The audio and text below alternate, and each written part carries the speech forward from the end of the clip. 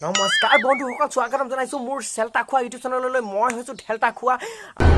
स्वागत तो करो हमारा আৰু আজি এটা ওপৰত টপিকৰ ওপৰত বিষয়ৰ ওপৰত আলোচনা কৰিবলৈ লৈছো সেইটো হৈছে অসমৰ বানপানী সমস্যাটো মোৰ লগত আজি আছে এটা চেধা খোৱা এজন নিমন্ত্ৰণ কৰি আনিছো মোৰ টিভি শ্ব' এটা বলক পৰিচয় কৰি দিওঁ এয়া হৈছে আমাৰ চেধা খোৱা নমস্কাৰ মানে চেধা অকণ পাম নেকি বাৰু মোৰ ভয় লাগিছে দেখোন ক'বলৈ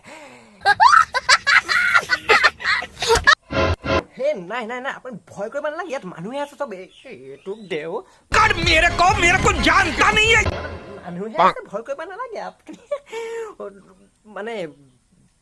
তো আজি প্ৰথম টপিকটোৰ ওপৰত অহা আগত এটা কথা কওঁ আজি চেধা খোৱা আমাৰ লগত আছে কিন্তু আজি চেধা খোৱা মানে গোটেই একদম কাপোৰ চাপোৰ মেৰি আহিছে তো মই সুধিব বিচাৰিছোঁ আপোনাক এই কাপোৰ চাপোৰবিলাক যে আপুনি কিয় এনেকৈ মাৰি আহিছে যে জহনি যোৱা দেখা নাই নেকি ইমান ঠাণ্ডা বতৰ এই গা চা ধুবলৈ মন নাযায় মোৰ সেইকাৰণে গা নুধোঁ মই এমাহৰ মূৰত এদিন ধোওঁ সেইকাৰণে মোৰ ঠাণ্ডা লাগিছে ইমান দেখা নাই নেকি মানে হেৰি তেওঁ মানে গা নুঠে এলেহুৱা টাইপৰ ধুদিয়া টাইপৰ মানে তাই তো আজি আমি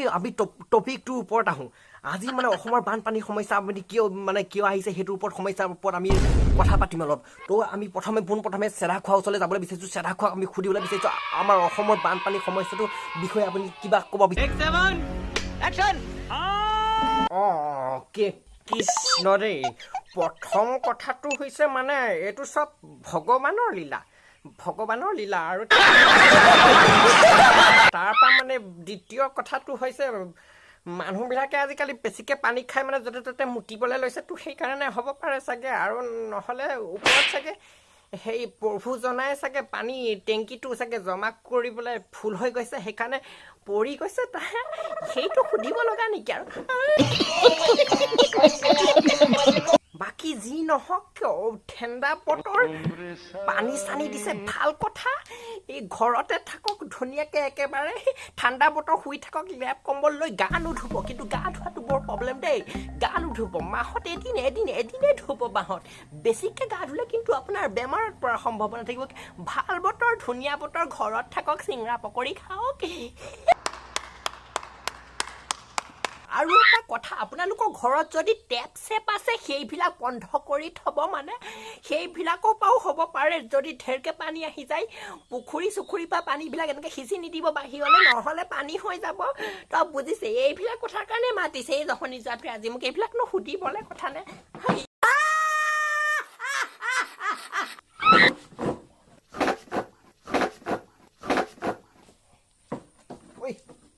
তেনেকৈ লাট নামাৰিব দেই বৰ বেয়া কথা হৈ যাব কিন্তু তো